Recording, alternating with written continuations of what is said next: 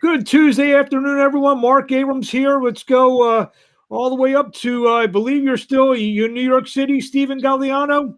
Yes, but I'm currently in camp in Orlando, Florida.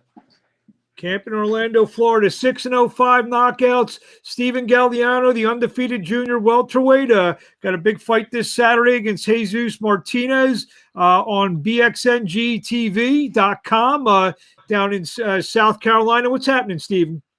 Everything good. Just looking forward to performing this weekend. Been a long training camp. We've been working super hard, getting amazing sparring. So I'm looking forward to performing. 6-0, 5 knockouts, just 22 years old. Let's to take us through so far. How has it been in your young career? It's been good. I've been looking forward to the small incremental step-ups each fight, getting in there with veterans, guys that have experience. I've been learning fight by fight, and not just in the fights, but learning in each camp, getting the best work possible. So I'm definitely excited for what's to come. Tell us a little bit about yourself. I think you come from a boxing family. If I'm not mistaken, is that your brother who's also a fighter as well? Yes. My older brother, Chris Galeano, he's 12-1 as a professional. He got me into boxing. He originally started. I had gotten into it a few years after him. He had a massive amateur career, and it was definitely some big footsteps to follow as his younger brother. It seems early on in your career, you're more of the puncher of the family. Is that fair to say? Yes.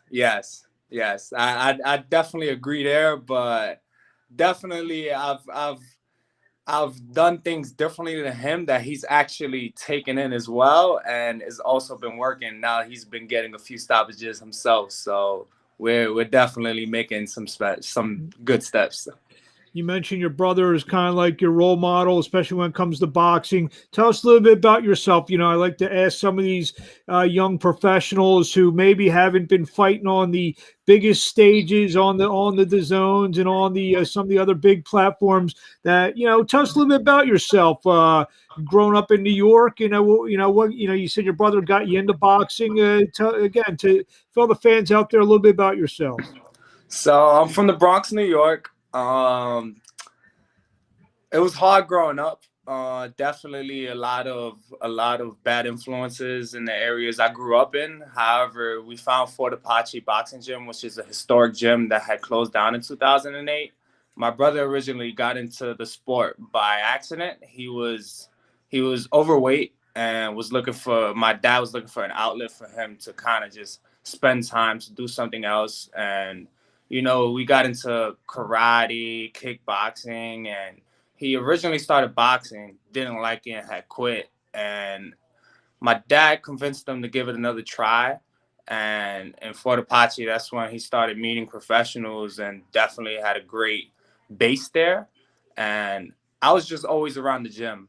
For a few years, I wasn't really too much into it, but eventually I started getting more interested in the sport, and I started just training. And my dad he just told me, as long as you keep your grades up, I can travel to tournaments and start competing whenever I was ready. And yeah, it's been a long journey, couple setbacks along the way, but we're here. It's definitely been a super long journey, but it's looking up. You mentioned that you come from not the greatest area in the Bronx, and you probably saw things as a kid that maybe not the most normal or average thing go on. How does that shape you, both as a man growing up and also as a boxer? It motivated me a lot. My mom also passed away when I was 9 years old, and that also kind of forced me to grow up. There was nothing but men in the house outside of her. So my dad at that point had to work 7 days a week, and he kind of got to a point where he wasn't able to be at home trying to provide and recover from the losses and paying off everything that had came with her death. And, he kind of just he confided in us, me and my brothers, to just do the right things, just follow the right steps in school, in boxing. And, it wasn't easy, but it did force me to grow up a little bit faster than most kids would want to at that age. And I mean, just growing up in the Bronx, it eventually motivated me to kind of just want to focus on my boxing career, focus on college and just my collegiate and athletic careers. And yeah, like it was difficult, but eventually, it really just got me on track. At what age did you say to yourself, you know what, I'm pretty good at this. Maybe I can make a career out of this? Do you remember that moment? Do you remember that age or?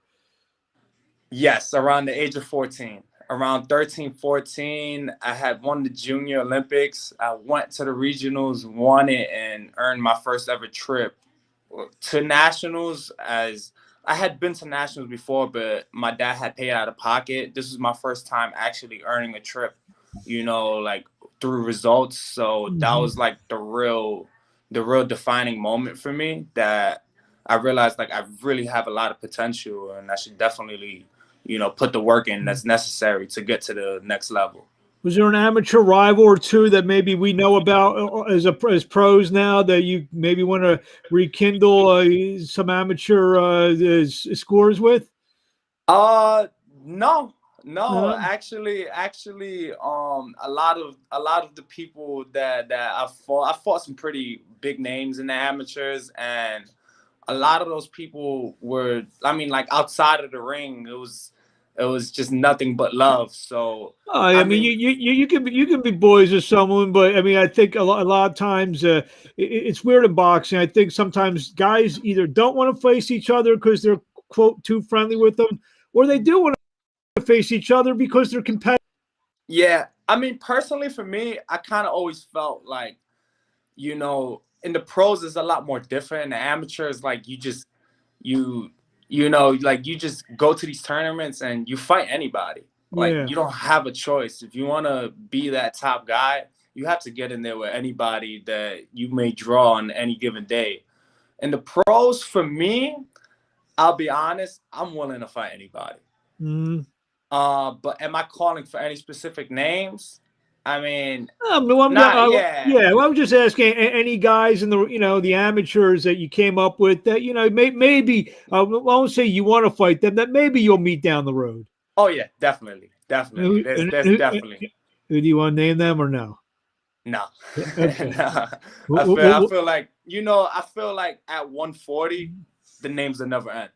Yeah. But there's definitely some big names coming up, and to be honest, once I get to that level, once we're at that step, and to be honest, I feel like at 6-0, you're not far from facing one of these fellow prospects. Correct. So I understand why I stand in the sport. As you said, like I'm not one of these guys who's fighting on the zone, fighting on Top Rank. So I understand I'm gonna have to get in there with one of these fellow prospects and prove myself, and that's something I'm completely comfortable and willing to do. I have a lot of amateur experience, and I'm ready to show it.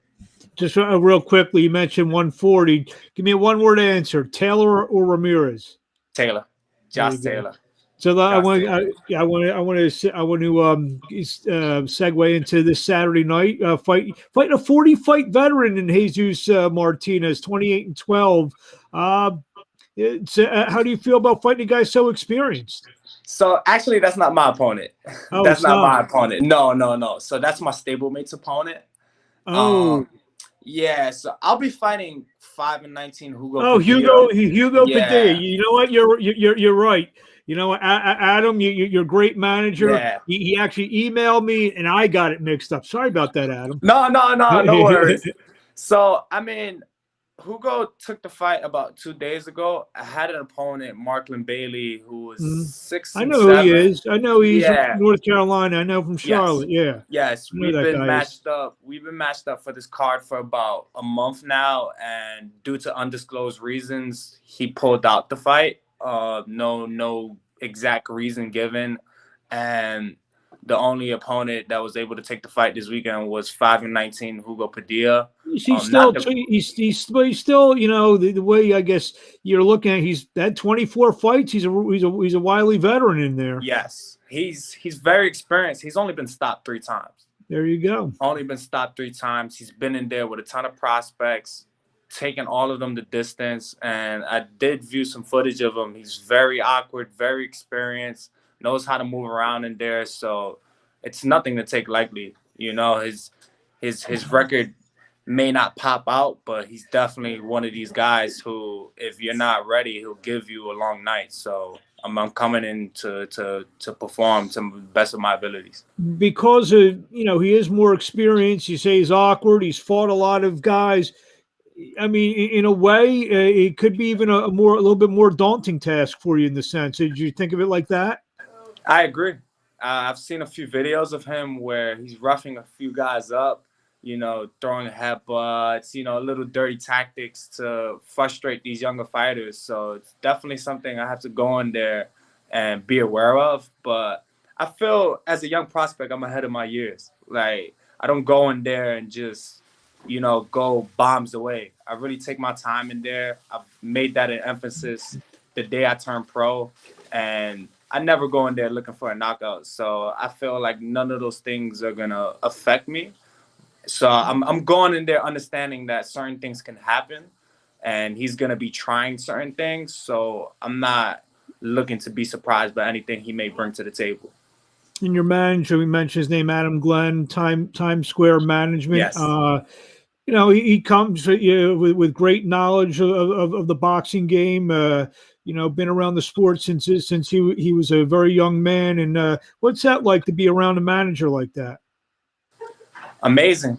I've known him for many years, and he has a deep history. His family has a great historic name within the circles of boxing. So to be affiliated with him and to have him take a chance on my career is definitely something that's humbling. And I definitely owe him a lot. Definitely owe him a lot because he definitely took a chance on my career when I was at a point where I wasn't believing in myself that much. So he definitely had a vision for me that was very motivating to understand that someone else believed in you as much as you believed in yourself. So it definitely gave me a lot of motivation moving forward. And as I progressed throughout my career, he's definitely been making sure we're at the top of our games. And it's something that's very humbling. Any thoughts and final thoughts for the fans out there? Going to be able to see you down in South Carolina or on the stream on bxngtv.com on Saturday night. Definitely tune in. I'm fighting a veteran, and I'm definitely looking forward to show that I have that finishing ability, even with guys who are experienced in there. I definitely want to separate myself from a lot of these prospects, even if they have bigger platforms than me. I want to show that I could get in there with guys and produce better results. And I'm looking forward to facing one of these fellow guys very soon. And where do we find you on the social media? My Instagram is at Steven Galeano with an underscore at the end. The same goes for my Twitter account, and on Facebook, Steven Galeano. Thank you for a few minutes of time. We'll be watching you along the way, and we look forward to seeing you soon. Thank you so much, and I'm definitely looking forward to speaking again soon.